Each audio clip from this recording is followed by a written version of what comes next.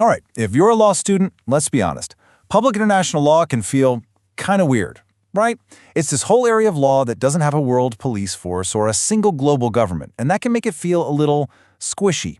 But it's also one of the most critical subjects you're going to tackle. So in this explainer, we're going to build a really solid foundation and hopefully bring a little order to the chaos. So let's just dive right in with the big one. What is international law? You'd think that would be a simple question, but it has been tripping up the smartest legal minds for centuries. See, the answer isn't some neat little definition you can memorize. It's a story of how the world has changed. And boom, right out of the gate, we hit the first major challenge. In your contracts class, you get a definition for a contract. In torts, you know what a tort is. But here, not so much. There's no single settled definition, because international law is a living, breathing thing, and its identity has shifted massively over the years. This leads us to the classic question, the one that scholars like John Austin love to ask. I mean, think about it. If there's no world parliament making laws, no world court that everyone has to listen to, and no global government to enforce the rules, can you even call it law? It's a fair question. And to answer it, we have to rewind and see how this very strange system got built in the first place. Yeah, international law wasn't cooked up in a lab or designed by some committee. It was forged in the fires of history. It grew out of ancient promises, bloody wars, and the birth of the modern countries we see on the map today. And if you want to understand its weird, decentralized structure, you absolutely have to understand where it came from. Okay, so you can really see the story unfold here. It all starts with a super simple idea. Thousands of years ago, agreements must be kept. Promises matter. The Romans took that and ran with it, creating a practical set of rules for dealing with non-Romans. But then, bam, 1648, the Peace of Westphalia.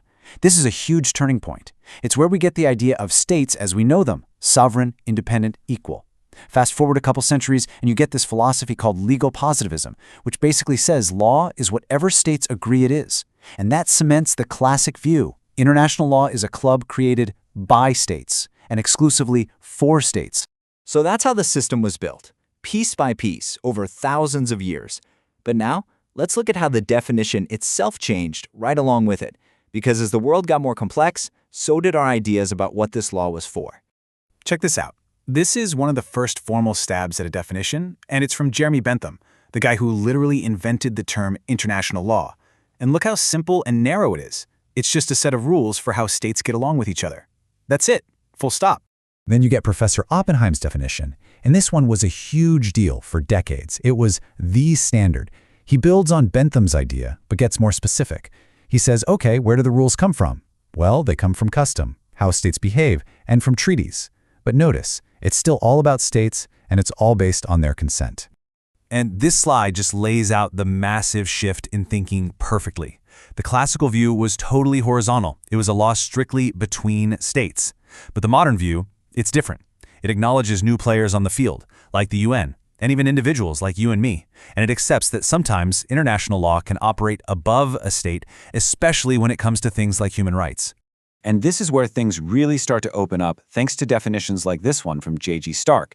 He starts with the old school idea of rules for states, but then he adds something new. He specifically includes international institutions and, this is the big one, individuals. The door is creaking open and new actors are walking onto the stage. The UN's own definition is a fantastic example of this modern way of thinking, and it was born directly from the ashes of World War II. It makes it crystal clear. This law is about two things. First, how states treat each other. And second, how states treat people inside their own borders. This is the dawn of modern human rights law, right here. This table is awesome because it's basically the whole story in one shot. You can literally trace the journey on one screen. You start with Bentham's exclusive little club for states only, and you end up with these modern, much broader definitions that welcome international organizations and individuals to the party. It's a perfect snapshot of a legal system growing up. All right, so we've got a handle on what international law is, or at least how that definition has evolved. But how does it all actually work? Well, because of its unique structure, it runs on a few core principles that are totally different from the laws you're used to. I love this comparison because it makes the biggest difference so obvious. Domestic law, the law inside a country, is vertical. It's top-down. The government makes the law and it flows down to the people.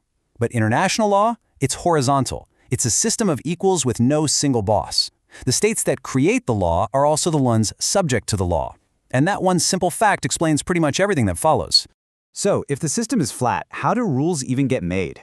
That brings us to the absolute bedrock principle of the whole system: state consent. Since there's no world government to force rules on anyone, a state is only bound by a rule if it has in some way agreed to it, usually by signing a treaty or through its consistent actions over time. At its core, it's a voluntary system. Next up is the principle of sovereign equality. This is a massive pillar holding the whole thing up. Legally speaking, in theory, the sovereign status of a tiny island nation is exactly the same as a global superpower. They each get one vote in the UN General Assembly. Now, is their political power the same in the real world? Of course not. But in the eyes of the law, they are equals. And if all states are sovereign equals, it just makes sense that one state can't go meddling in another state's internal business. That's the principle of non-intervention. It's basically a giant stay-in-your-own-lane sign for countries. You can't use military force, economic pressure, or anything else to interfere in how another country runs itself. And this brings us to what might be the single most important rule in all of modern international law. You can't use force. Article 2.4 of the UN Charter lays it out. It's a general ban on starting a war. And there are only two very narrow legal exceptions. First, if the UN Security Council authorizes military action. And second, if a state is exercising its inherent right to self-defense after it's been attacked. And trust me, lawyers argue about those two exceptions constantly. Okay, let's pull all these different threads together. We've seen the history, we've watched the definitions change, and we've walked through the core principles. So what does all of that mean for international law right here, right now, in our crazy interconnected world? Well, one of the biggest takeaways is just how much the cast of characters has grown. The subjects of international law, the entities with rights and obligations, used to just be states. It was a one-man show. Now the stage is absolutely packed. You've got powerful international organizations like the UN. You've got individuals who can now sue states for human rights violations. And you even have huge multinational corporations playing a role. So if you're studying for an exam and you just need one good, solid working definition to hold on to, this is it. It's great. It captures everything we've talked about. It's dynamic, not static. It governs all the modern players, states, organizations, and individuals, and it reminds us of the goal: international peace, security, and justice. This is kind of the destination that our whole long historical journey has been heading towards. And we'll leave you with this last thought.